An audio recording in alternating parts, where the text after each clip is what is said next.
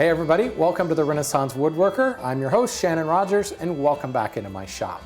You may have heard me mention in a recent episode of Wood Talk that I've landed a couple of commissions from a customer. 3 pieces of furniture to be exact, and this is from a customer that I've done business with in the past, mostly small items like boxes and turned bowls and things. Well, she wants 3 different display pieces to go in different rooms. And it's really kind of exciting because each room has its own theme or style to it, and the pieces that I build need to fit in with those particular themes. The first one that I want to talk about is a small display stand. And the guidance I have from the customer is that it needs to be out of natural wood, no painting or staining or anything like that. It should fit in with the existing room, which in this case is a very contemporary design room. The display stand should have 4 shelves, and they don't need to be really super tall because all the stuff that's going on at bowls, pottery, etc. are relatively short. Finally, the whole thing needs to be pretty lightweight because it actually has to sit up on top of a feature. There's a built-in feature in this room that I believe is covering up some sort of ductwork, but essentially it will position the stand up at about 30 inches off the ground. So normally I would make a display stand much, much taller. This needs to be kind of compressed down almost to something like a small low bookshelf, but it's going to be sitting up higher on this little built-in feature. So this is my take on it.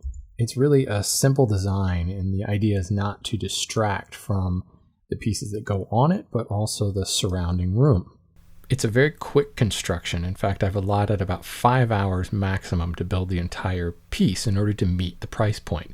So obviously anything under 5 hours would only add to the profit of the total build.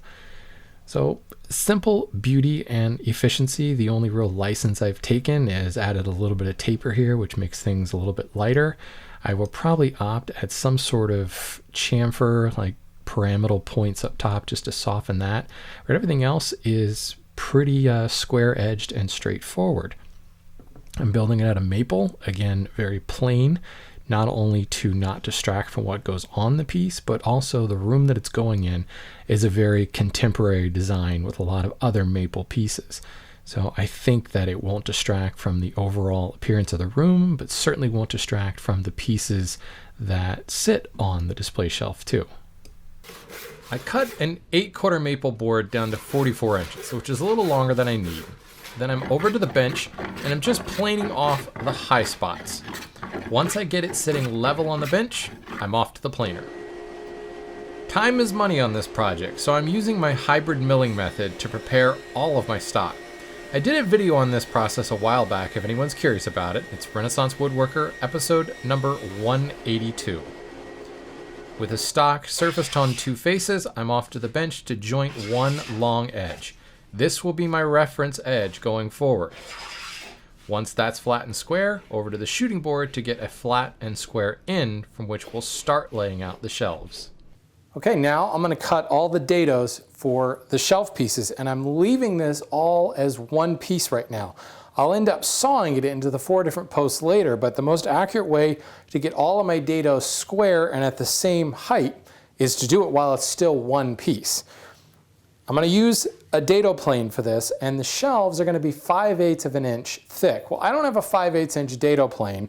I've got a 1/2 inch, and I've got my adjustable 1/8 dado plane shim on the side. I wrote a blog post years ago called the Adjustable Width Dado Plane, and that's at the heart of it. If I add the shim to the 1/2 inch plane, it bumps the blade out 5/8 of an inch from the fence. If I remove the shim, I can then come and plane right up against the fence. So I can make a 5/8 of an inch wide dado in 2 passes. The lowest shelf begins 6 inches up from the bottom, and then every 10 inches above that at 16, 26, and the top shelf at 36 inches up from the bottom. And make sure you're working off of the bottom edge that's already been shot and squared up and everything. I've also got my reference edge here that I use to position my fence. I use the square against the reference edge and line it up, and I've got it clamped down in 2 positions so the fence is rock solid. My dado plane should be set already. I'm going to go ahead and bump the knicker down just a little bit. And I start by pulling the plane back across the wood. And what that does is these knickers engage and it severs the fibers.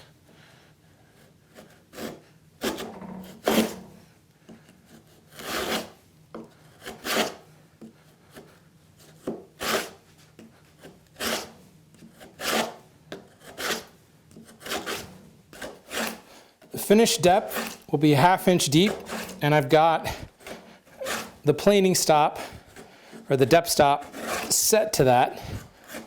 So it'll just stop cutting when you get down to that depth. Now you notice I've done nothing on this far end, and I am getting a little bit of spelching. That's because this total width is about 1.5 inches wider than I actually need for my 4 posts. So when I saw this out, I'll be cleaning this up, and I've also got some room to play with here.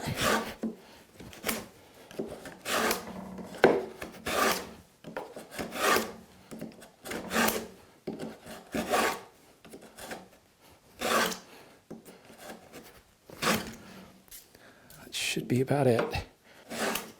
All right, we're just scraping along the bottom, so we're at depth. And just for giggles, 1/2 inch and 1/2 inch, perfect. So now I'll take my shim, which is just double stick tape, off, and I can run right up against the fence. Pull back first, of course. The fence will help control a lot of tear out, but better to be safe than sorry.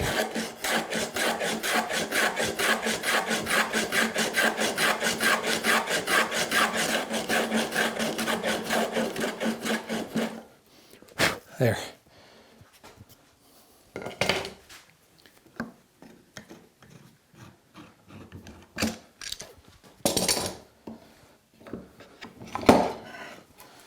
There's my first dado. So now I just need to work my way down the board and get the other 3, repeating the exact same process. One thing you'll get in a habit of doing is dragging the knicker back across the joint with every return pass. It's not super important, but when you're first starting the cut, until you get probably 1/4 inch deep, there's always a risk that the force across the fibers could do some tearing along the surface. So pulling it back like that continues to sever the fibers instead of lifting it up and bringing it back. Plus, as it gets deeper and deeper, staying in the groove like that allows you to plow this out much faster.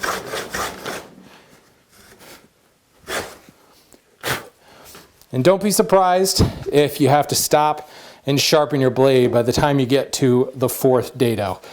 This is maple, it is hard stuff, it will dull your blades. Okay, and as I look down here on this first dado that I made, you can see a little bit of that tearing, and that was coming from not necessarily dragging the plane all the way across and severing those fibers.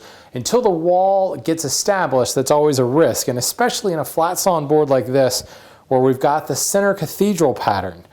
These cathedral patterns here, as they come up and peak like that, that represents a growth ring kind of running out. This is the end of a layer of fibers, a growth ring. So this is essentially short grain. And that's essentially what I was dealing with here. I've got this cathedral pattern running out here, and it didn't take a lot of force to break that out right along that edge. So just be very careful. If necessary, come back with a knife and really score that.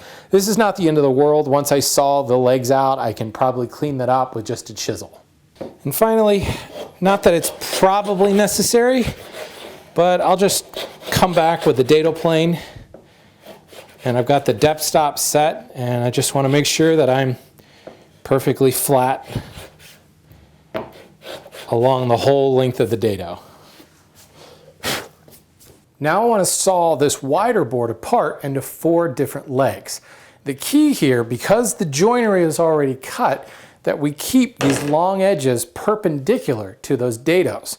Well, I laid out all the dados perpendicular to this one reference edge. So it's imperative that the lines that I draw down here that I'm going to saw to also are perpendicular. So I went ahead and laid them all out using my panel gauge. I've got, actually, there's room for 5 legs here laid out. And because I've got this heartwood kind of incursion in the middle, I think I'm just going to eliminate this piece in the middle and use the 2 outer pieces to get perfectly white legs on all 4 of them. The thing is, if I saw this away, sure, I've got this reference edge and I can plane it down parallel to that and I've got one leg that's good. If my saw cut is slightly off on the next cut, I could end up with a leg that has the dados maybe slightly, we're talking only slightly, but still it's something, slightly out of perpendicular. That error could compound as I work my way across the board. So now that I have laid out all of my lines off of this edge, I can guarantee that these are perpendicular. I also laid in another line 1/8 of an inch past. So this line would be the far edge of this leg. I've got 1/8 of an inch gap and then the start of the next leg. So essentially these gaps in the middle here, these are my sawing lanes. And 1/8 of an inch is a lot of waste for a handsaw. So I'm really very comfortable that I can stay between these lines. Then once they're sawn apart, I've got knife lines that I can just plane right down to. And when I hit those knife lines, I know that I am perpendicular to the joinery.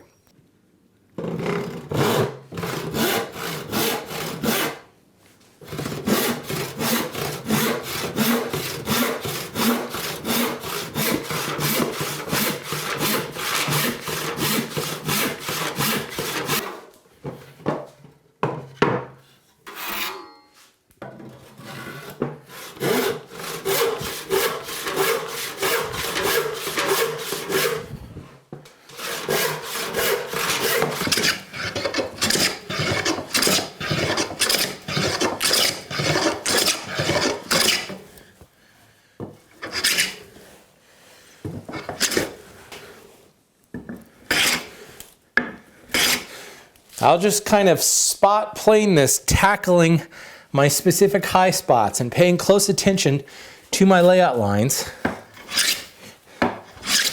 Just working section by section. Then once I get really close and I've got a relatively smooth surface, I can make full length passes. If I start out just trying to make full length passes and I've got an uneven surface, it just ends up doing more work than I need to. And if you look down here, you can just see these little edges fraying up. That is the top of my knife line. It lets me know that I'm real close to my knife line. I also used a Sharpie marker in my knife line. So while these frayed edges are nice when they stand up, it sometimes can be hard to see when you're looking down on the board. But because my Sharpie went in between those knife lines, I've got a hair of black, just a fine little line of black showing up where that Sharpie marker marked the wood. So I've got 2 visual indicators, and I can make my plane passes until those frayed edges disappear. And sure enough, I'm at my line. I've got just a little bit of an edge right down here on the end.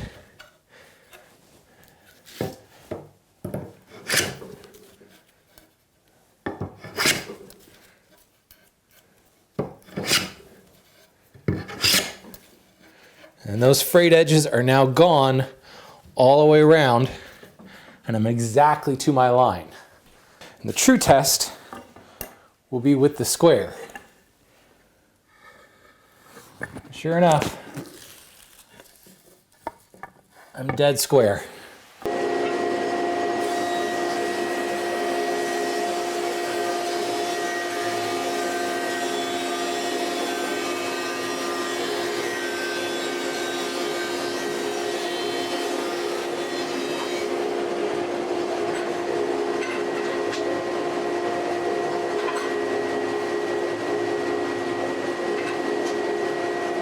Now I just need to saw them to final length, and that is 1.5 inches above the top dado, which should bring your legs to 38 inches exactly.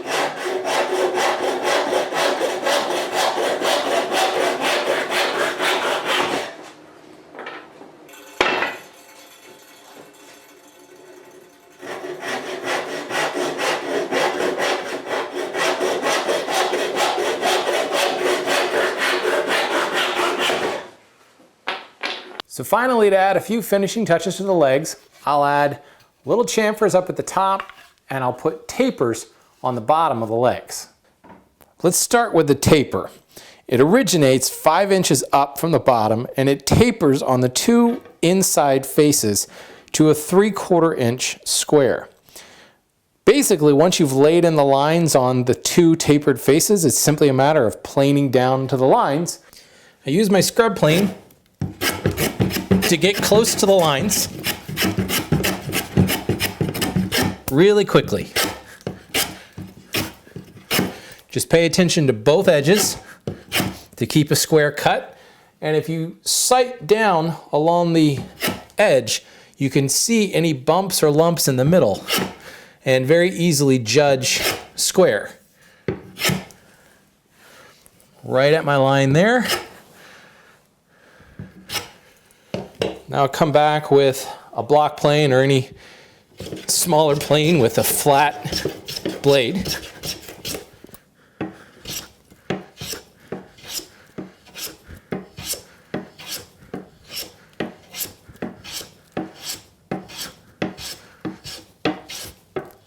Just work it right down to the line.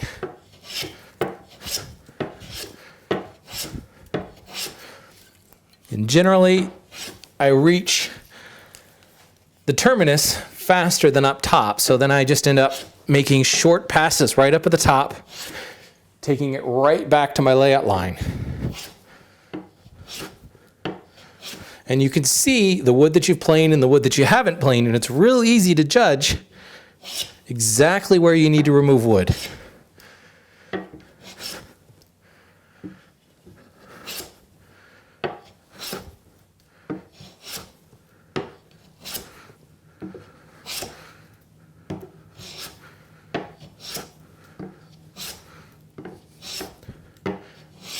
And there we go.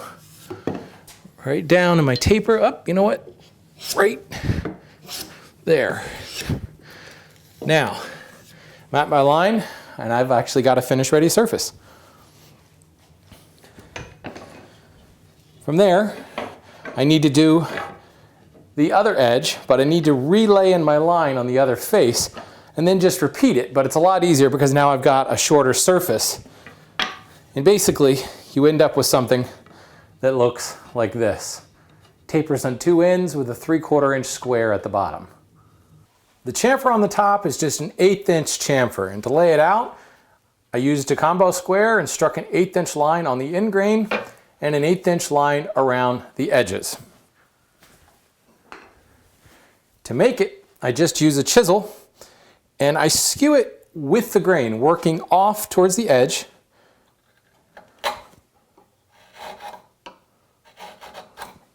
And just work my way down.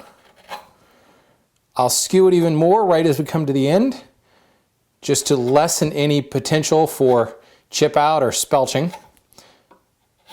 In a lot of ways, you're actually working right off the edge of the board instead of across. When you're wasting out the material when you first start,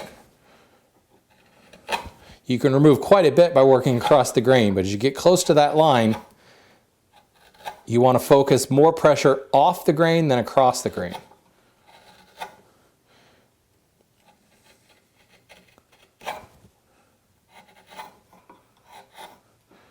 You can certainly do this with something like a block plane, but honestly, I can't see what I'm doing as well with a block plane than I can with a chisel. And I gotta be honest, this is a lot of fun.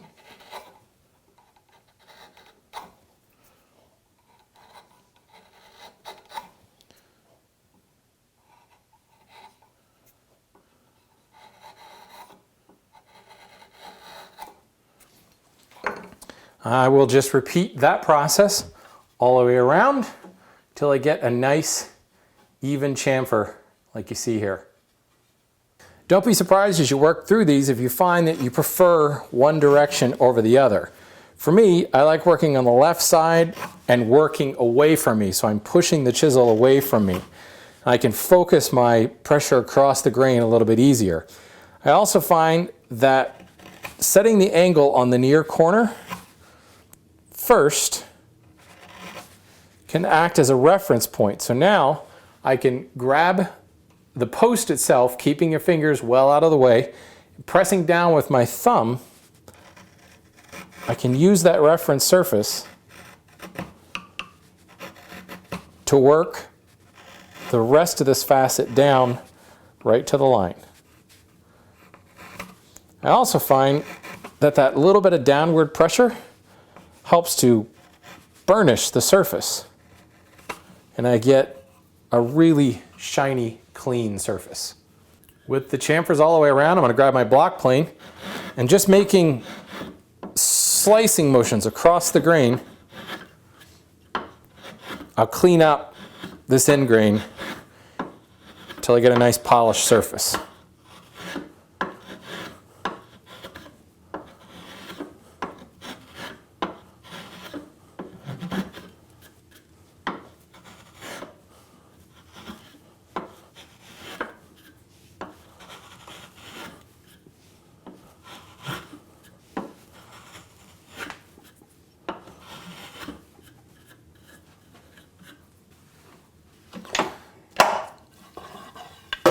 Now, of course, the last thing I want to do is grab a block plane and just break these edges. Maple is a really hard wood, so it is really sharp, and these edges will slice your fingers open in a second. Just a couple of passes with a block plane at a light setting. You can see the really wispy shavings that I'm getting off of this, but it's just enough to break those paper cut inducing edges. So I think that's all for now. Next time I'll move on to gluing up panels for the shelves. In the meantime, I have included a SketchUp model of this simple design if anybody's interested in taking a look and building along. Thanks for watching, everybody. See you next time.